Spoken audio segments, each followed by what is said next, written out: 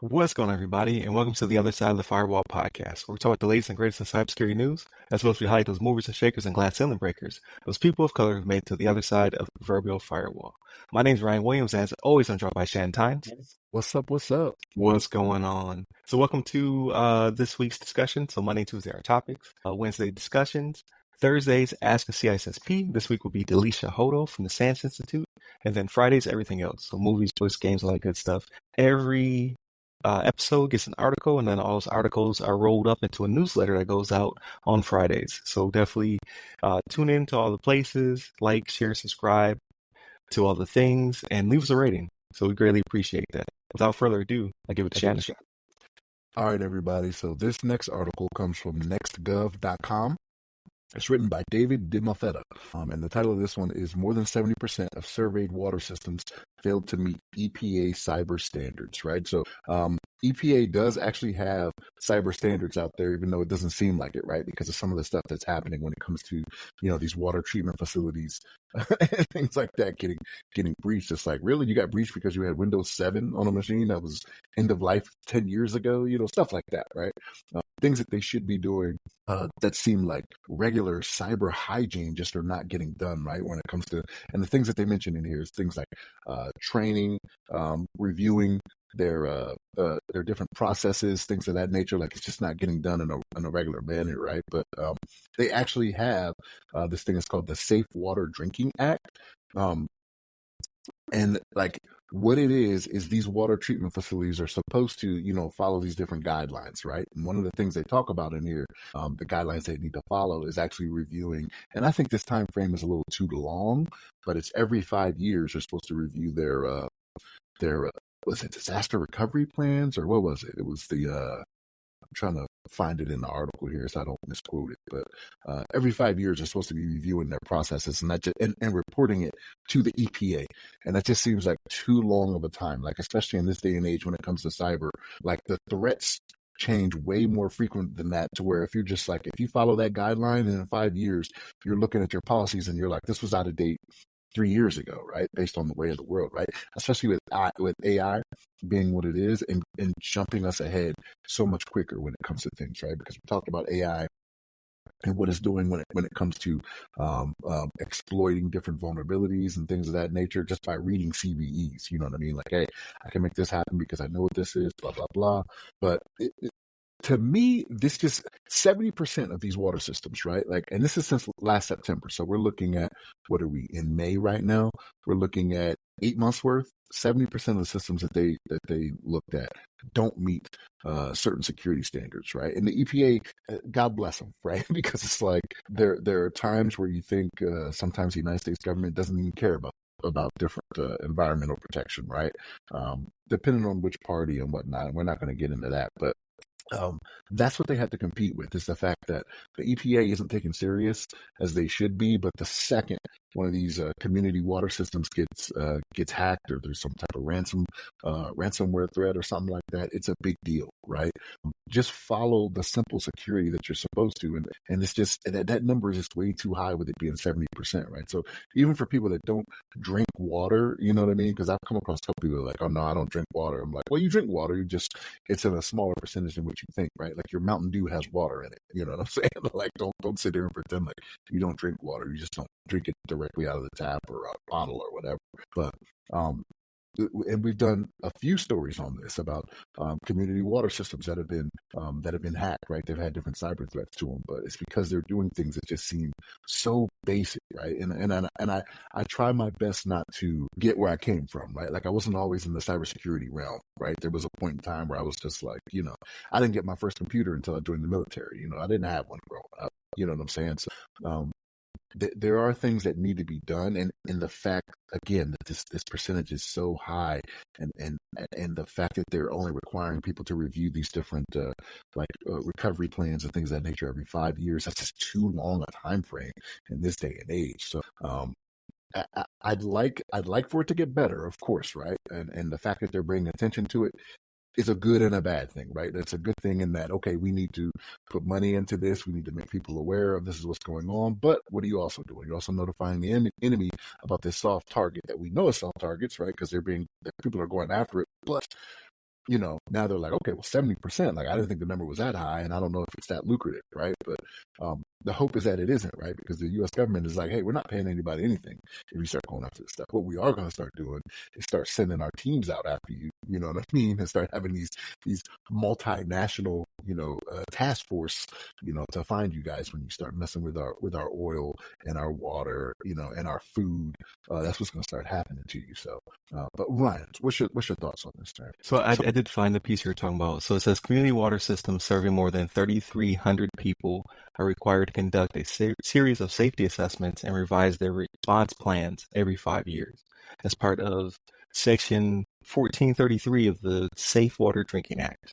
So yeah, first, like, share, subscribe, all that good stuff. Hit up all the websites that go by our name, as well as leave us some feedback. So it's greatly appreciated.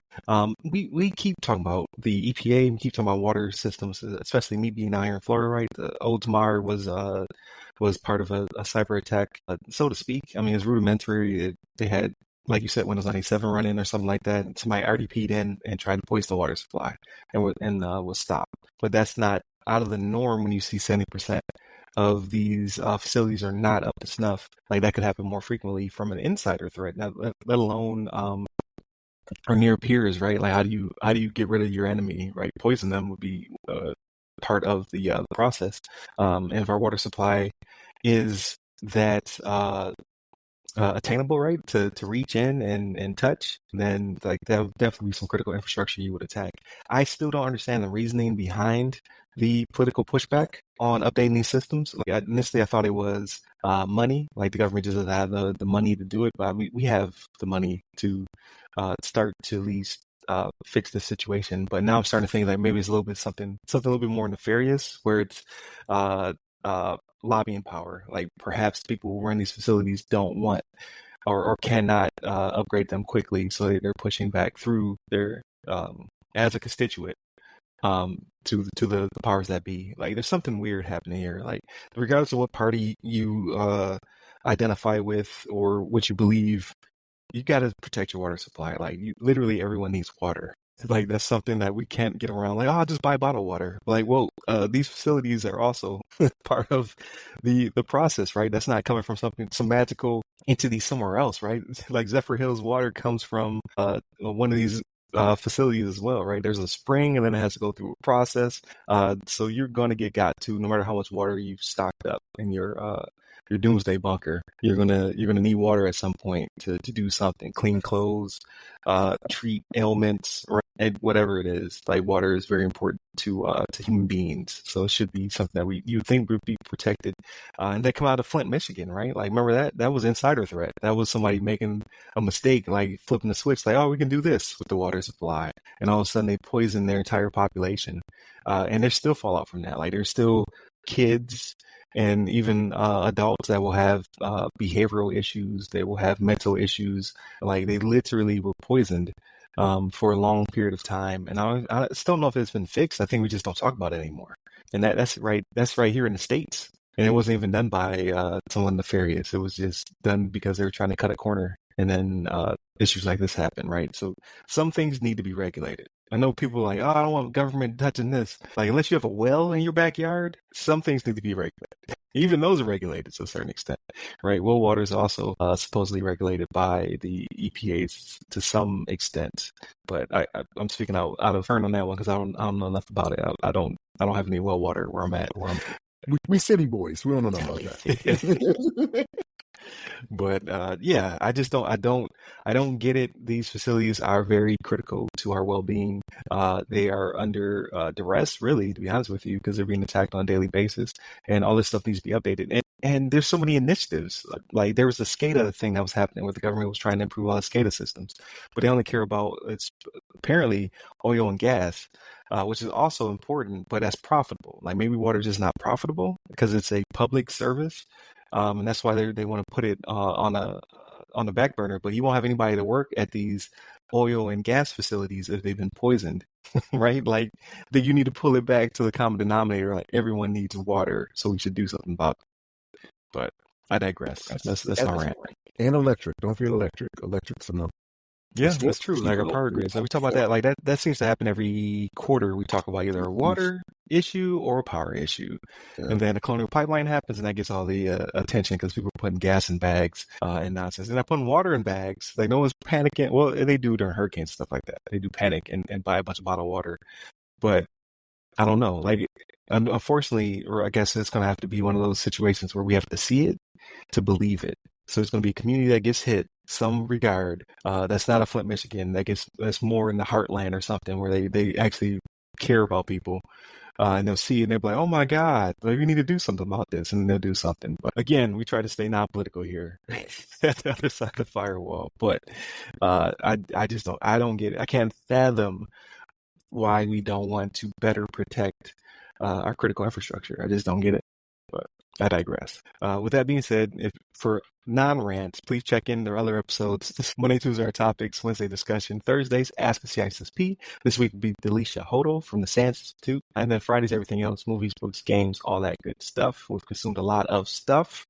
We want to talk about it, and then hit up all the websites that go by our name, either the other side of the FW, the other side of the firewall, or Ask a CISSP on all the platforms you could think of, to include a weekly newsletter that goes out called the Weekly Rundown, just like the Friday episode, where we put all of that stuff into one newsletter with a little slice of life in there as well, where we break something down. So this previous week, I was talking about Hellblade and playing on the new PC monitor and all that good stuff. So check that out. Hit again, all the websites that go by our name. Hit me up personally. I'm at RyRy Security Guy. That's RYRY Security Guy. You can find me on all the platforms. And I'd love to talk to you and get your feedback. And then leave us a rating somewhere where you listen to this podcast. So stay safe, stay secure.